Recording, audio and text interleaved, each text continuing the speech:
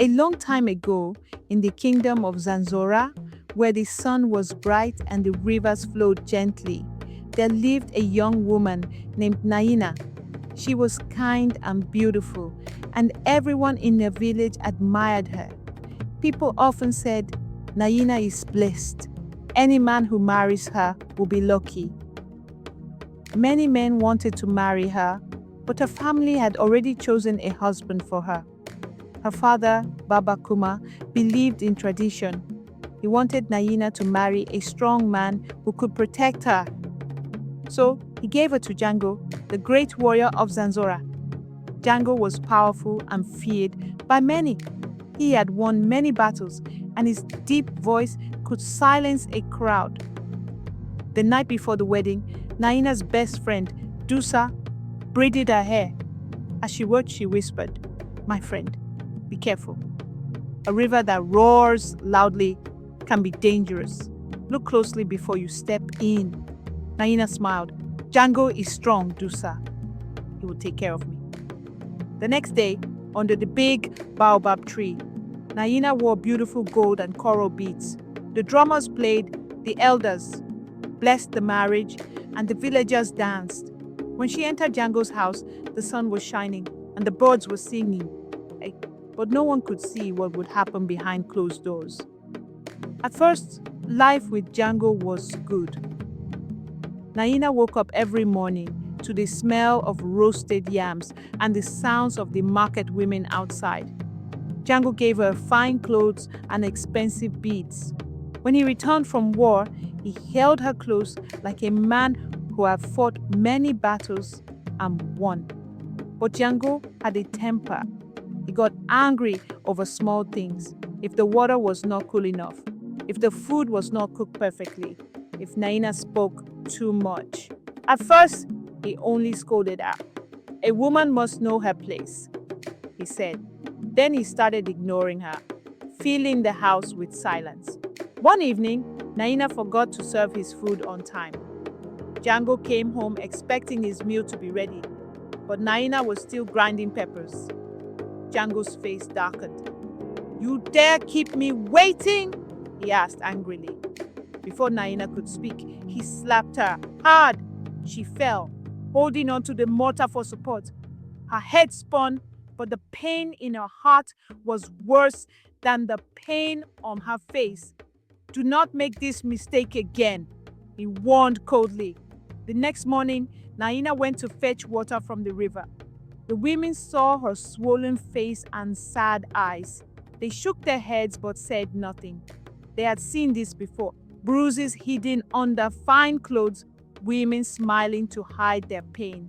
One older woman sighed. "She will not leave. They never do."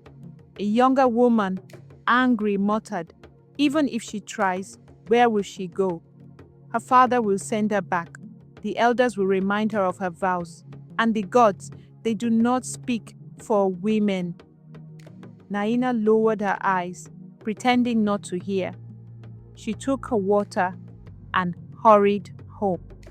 That night, she told her mother what had happened. "Mama, I'm afraid.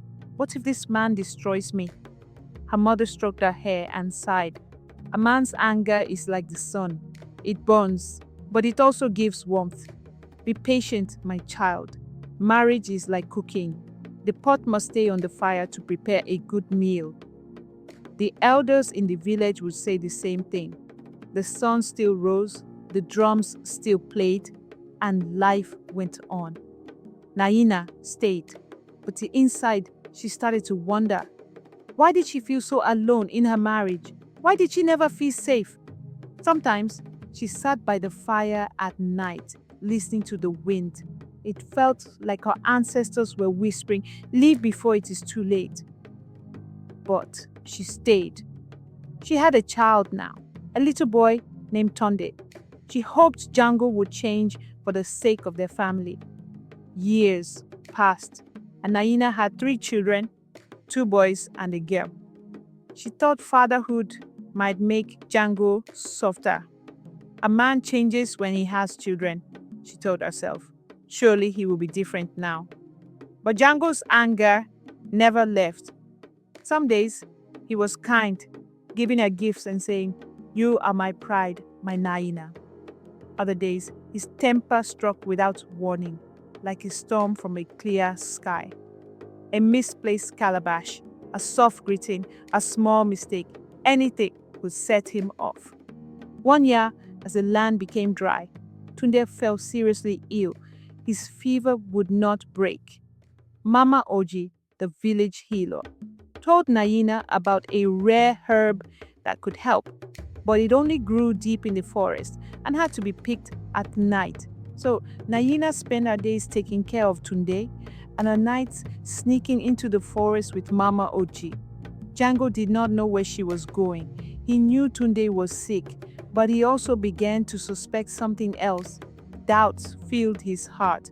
His mind twisted with jealousy. One day, an old woman, Mama Oro, stopped Naina at the river. "Naina," she whispered, "listen to me. I see the pain in your eyes. You are not the first to suffer like this. Django had a wife before you, and another before her. Both of them ran away." That night, as Naina placed Django's food in front of him, she looked at him with new eyes. He had done this before. His love, high, his rage, his violence. She was not the first. As Naina returned from the forest one evening, she saw Django standing in the doorway. His face was dark with anger. "Where have you been?" he asked, his voice low and dangerous. "You cannot lie to me anymore. I know what you're doing." "Django, please," Naina whispered. "I am only helping our son." "Enough!" Django snapped. "Tunde is weak. If he cannot survive, we can have more children. But you, Naina, you are gone for hours. Who are you meeting?" Naina's heart pounded. "Django, I am not with any man. I only want to save Tunde." Django no longer listened. He grabbed her wrist and pulled her inside, slamming the door. "Maybe I need a new wife," he shouted. His words hit her like a knife. "Django, please," she begged. "I am loyal. I have never betrayed you." Django walked to a shelf and took down a sacred oil used for rituals. He poured it over her, slowly, marking her for something terrible. The strong smell filled the room. "You will burn for your betrayal," he muttered. "You will burn, and I will be free." Naina tried to run, but Django held her tight. He lit a match. The small flame flickered in the dark. Then, with a cruel smile, he dropped it.